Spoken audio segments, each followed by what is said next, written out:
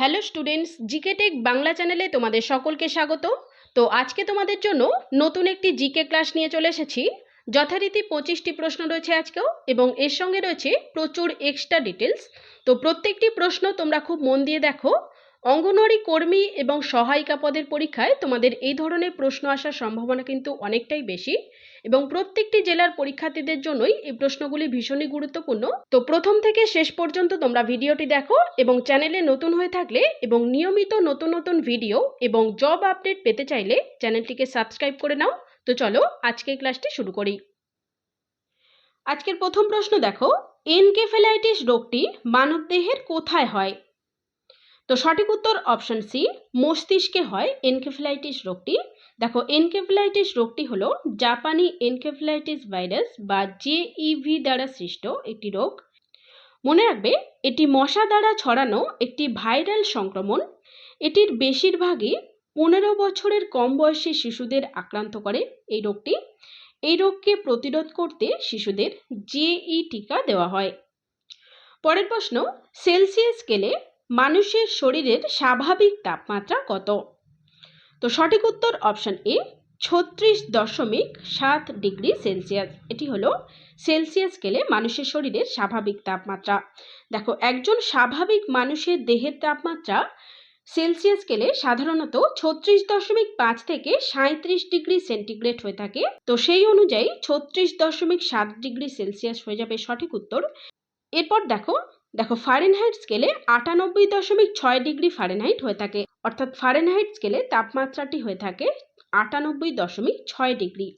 দেখো, মানব শরীরের তাপমাত্রা সারাদিনই পরিবর্তন হয়। মনে রাখবে, সকালে তাপমাত্রা সর্বনিম্ন থাকে এবং বিকেলে তাপমাত্রা থাকে সর্বোচ্চ। পরের প্রশ্ন, ইংলিশ চ্যানেল অতিক্রমকারী প্রথম মহিলা সাঁতারু কে? তো সঠিক উত্তর অপশন ডি, আরতি সাহা ছিলেন প্রথম মহিলা সাঁতারু যিনি ইংলিশ চ্যানেল অতিক্রম করেছিলেন। দেখো, 1959 সালের 29শে সেপ্টেম্বর প্রথম মহিলা সাঁতারু হিসাবে ইনি ইংলিশ চ্যানেল অতিক্রম করেছিলেন।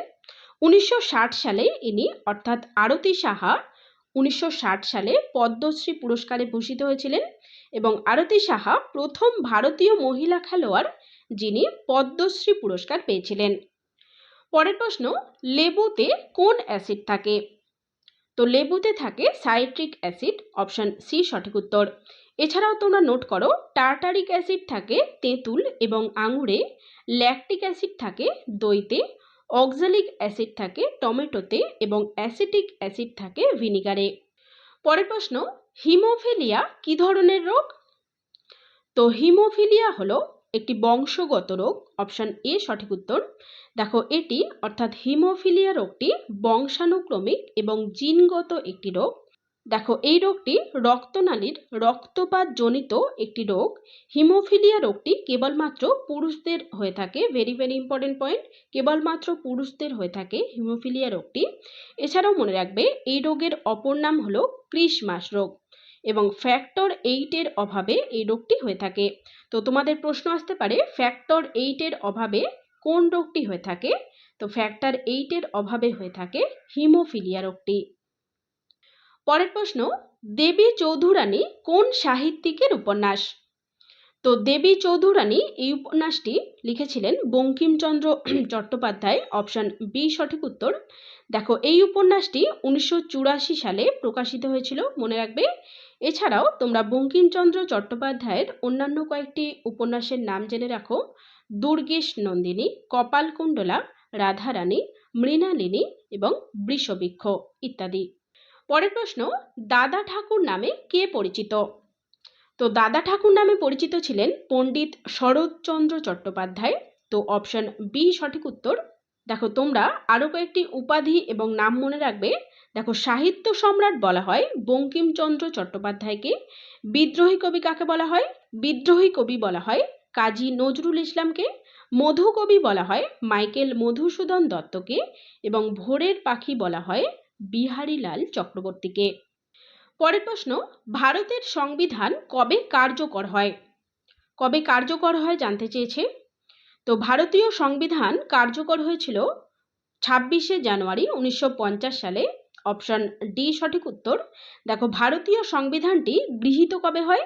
গৃহীত হয়েছিল 1949 সালের 26শে নভেম্বর। ভারতীয় সংবিধানের খসড়া কমিটির চেয়ারম্যান ছিলেন, মনে রাখবে, ডক্টর বি.আর. আম্বেদকর, এবং খসড়া কমিটি গঠন করা হয়েছিল 1947 সালের 29শে আগস্ট। পরের প্রশ্ন, কোন বছর ভারতীয় সংবিধান প্রথমবার সংশোধিত হয়? তো ভেরি ভেরি ইম্পর্টেন্ট প্রশ্ন। সঠিক উত্তরটি হয়ে যাবে অপশন ডি 1951 সালে। দেখো 1951 সালের 10ই মে সংবিধান প্রথমবারের জন্য সংশোধন করা হয়েছিল। এই সংশোধনে মৌলিক অধিকারের উপরে সংশোধন আনা হয়েছিল। দেখো ভারতীয় সংবিধানের 42তম সংশোধনে, মনে রাখবে, সংবিধানের প্রস্তাবনাটি সংশোধন করা হয়েছিল। তো প্রশ্ন আসে যে ভারতীয় সংবিধানের প্রস্তাবনাটি কততম সংশোধনে সংশোধন করা হয়? মনে রাখবে 42তম সংশোধনে সংশোধন করা হয়েছিল।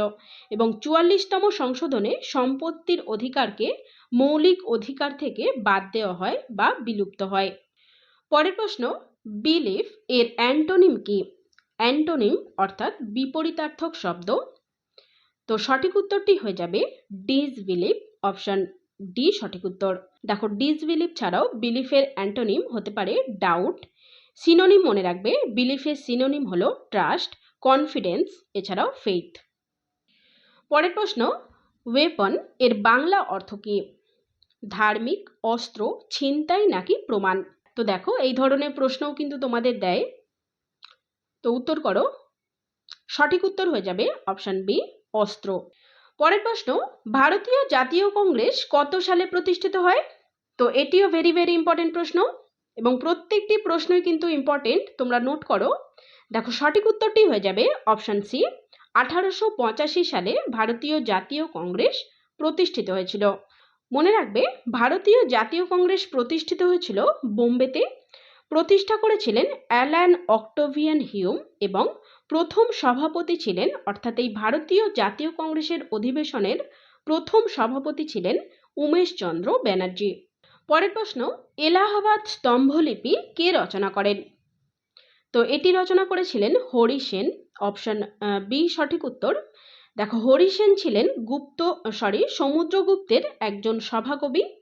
এই শিলালিপিতে, অর্থাৎ এই এলাহাবাদ স্তম্ভ শিলালিপিতে সমুদ্রগুপ্তের কীর্তি বর্ণিত আছে। এই স্তম্ভলিপিতে সম্রাট অশোকের শিলালিপিও রয়েছে। পরের প্রশ্ন, উত্তর 24 পরগনা জেলার সদর শহর কোনটি? তো উত্তর করো, উত্তর 24 পরগনার সদর শহর কোনটি? ভিডিওটি ভালো লাগলে চটপট একটি লাইক করে দাও এবং বন্ধুদের কাছে শেয়ার করে দাও। দেখো সঠিক উত্তরটি হয়ে যাবে বারাসাত। উত্তর 24 পরগনা জেলার সদর শহর হলো বারাসাত, অপশন বি সঠিক উত্তর। পরের প্রশ্ন, ধান রোপণের জন্য কি ধরনের মাটি প্রয়োজন? সঠিক উত্তর অপশন বি দোআঁশ মাটি প্রয়োজন হয় ধান রোপণের ক্ষেত্রে। পরের প্রশ্ন, জননী সুরক্ষা যোজনা কত সালে চালু হয়? তো এই প্রকল্পটি চালু হয়েছিল 2005 সালে, অপশন সি সঠিক উত্তর। দেখো 2005 সালের এপ্রিল মাসে এই যোজনাটি চালু হয়েছিল। জাতীয় স্বাস্থ্য মিশনের আওতায় নিরাপদ মাতৃত্বের জন্য এই যোজনাটি চালু হয়েছিল। পরের প্রশ্ন, ভারতের প্রথম সরকারি সুসংহত জনগণনা হয়েছিল কত সালে? তো সঠিক উত্তর অপশন সি 1881 সালে সর্বপ্রথম সরকারি সুসংহত জনগণনাটি হয়েছিল। তো এছাড়াও তোমরা এক্সট্রা ডিটেলস দেখে নাও। ব্রিটিশ ভারতে 1872 সালে লর্ড মেয়র শাসনে প্রথম জনগণনাটি হয়েছিল। তো ব্রিটিশ ভারতে 1872 সালে প্রথম হয়েছিল জনগণনা। এছাড়াও দেখো ভারতের প্রথম সরকারি জনগণনা হয় লর্ড রিপনের অধীনে 1881 সালে। তো সরকারি জনগণনা হয় 1881 সালে এবং প্রথম জনগণনা হয়েছিল 1872 সালে। এছাড়াও দেখো স্বাধীন ভারতের প্রথম জনগণনা হয়েছিল 1951 সালে এবং 2011 সালের জনগণনা হলো 15তম জনগণনা এবং স্বাধীন ভারতের 7ম জনগণনা। পরের প্রশ্ন, ন্যাশনাল কেমিক্যাল ল্যাবরেটরি কোথায় অবস্থিত? ন্যাশনাল কেমিক্যাল ল্যাবরেটরি, তো এটি অবস্থিত পুনেতে, অপশন এ সঠিক উত্তর। দেখো 1950 সালে এটি প্রতিষ্ঠিত হয়েছিল। এছাড়াও কয়েকটি গুরুত্বপূর্ণ পয়েন্ট তোমরা নোট করো, যেমন কেন্দ্রীয় কৃষি গবেষণাগার এটি অবস্থিত দিল্লিতে। কেন্দ্রীয় ধান গবেষণাগার এটি অবস্থিত কটকে, জাতীয় চিনি গবেষণাগার অবস্থিত কানপুরে এবং জাতীয় দুগ্ধ গবেষণাগার এটি অবস্থিত কার্নালে। পরের প্রশ্ন, অ্যানিমোমিটার কি পরিমাপের জন্য ব্যবহৃত হয়? তো অ্যানিমোমিটার ব্যবহৃত হয় বায়ুর গতিবেগ পরিমাপের জন্য। তো অপশন সি সঠিক উত্তর। দেখো, বায়ুর আর্দ্রতা মাপতে ব্যবহৃত হয় হাইগ্রোমিটার যন্ত্রটি, ভূমিকম্পের কম্পন পরিমাপ করতে সিসমোমিটার যন্ত্র ব্যবহৃত হয় এবং সমুদ্রের গভীরতা মাপতে ফ্যাদোমিটার যন্ত্রটি ব্যবহৃত হয়। পরের প্রশ্ন, কোনো শব্দের প্রতিধ্বনি শুনতে হলে শব্দের উৎস এবং প্রতিফলকের মধ্যে ন্যূনতম দূরত্ব কত হতে হবে?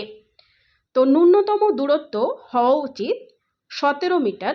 অপশন বি সঠিক উত্তর। দেখো, কোনো শব্দের রেশ আমাদের মস্তিষ্কে 0.1 সেকেন্ড স্থায়ী হয়। কোনো শব্দের প্রতিধ্বনি শুনতে মূল শব্দটি এবং প্রতিফলিত শব্দের মধ্যে সময়ের ব্যবধান অন্তত 0.1 সেকেন্ড হতেই হবে, মনে রেখো। তো সুতরাং কোনো স্পষ্ট প্রতিধ্বনি শুনতে হলে শব্দের উৎস থেকে প্রতিফলকের মধ্যে ন্যূনতম দূরত্ব 17 মিটার বা 17.2 মিটার হতে হবে। পরের প্রশ্ন, ইয়েলো কার্ড শব্দটি কোন খেলার সঙ্গে যুক্ত? তো ইয়েলো কার্ড শব্দটি যুক্ত ফুটবল খেলার সঙ্গে। অপশন সি সঠিক উত্তর। দেখো, ফুটবল খেলার সঙ্গে যুক্ত আরো কয়েকটি শব্দ মনে রাখবে। দেখো, goal, penalty kick, corner kick, foul, dribbling, offside, red card, centre forward, এগুলি সবই ফুটবল খেলার সঙ্গে যুক্ত শব্দ। পরের প্রশ্ন, যুব ভারতী ক্রীড়াঙ্গন কোথায় অবস্থিত? তো সঠিক উত্তর হয়ে যাবে অপশন সি, কলকাতাতে। পরের প্রশ্ন দেখে নাও, বিশ্ব খাদ্য দিবস কবে পালন করা হয়? তো সঠিক উত্তরটি হয়ে যাবে 16ই অক্টোবর। প্রতি বছর এই 16ই অক্টোবর দিনটিতে বিশ্ব খাদ্য দিবস পালিত হয়। তো অপশন এ সঠিক উত্তর। দেখো, 1945 সালে জাতিসংঘের খাদ্য ও কৃষি সংস্থা প্রতিষ্ঠার স্মরণে এই দিনটি পালন করা হয়। এবং মনে রেখো, বিশ্ব খাদ্য দিবস 2023-এর থিমটি হলো জলই জীবন, জলই খাদ্য, কাউকে পিছনে রাখবেন না। পরের প্রশ্ন দেখো, উকাই জলবিদ্যুৎ প্রকল্প কোথায় আছে? তো উকাই জলবিদ্যুৎ প্রকল্পটি রয়েছে গুজরাট রাজ্যে। অপশন সি সঠিক উত্তর। পরের প্রশ্ন এবং আজকের শেষ প্রশ্ন দেখে নাও, পশ্চিমবঙ্গের বিধানসভার সদস্য সংখ্যা কত? তো পশ্চিমবঙ্গের বিধানসভার সদস্য সংখ্যা হলো মোট 294 জন। অপশন ডি সঠিক উত্তর। তো আজকের ক্লাস এই পর্যন্তই। ভিডিওটি তোমাদের যদি হেল্পফুল বলে মনে হয় একটি লাইক করে দাও এবং বন্ধুদের মাঝে শেয়ার করে দাও। আগামী দিনে আরও একটি নতুন ক্লাস নিয়ে চলে আসছি। তো চলো, দেখা হচ্ছে নেক্সট ভিডিওতে।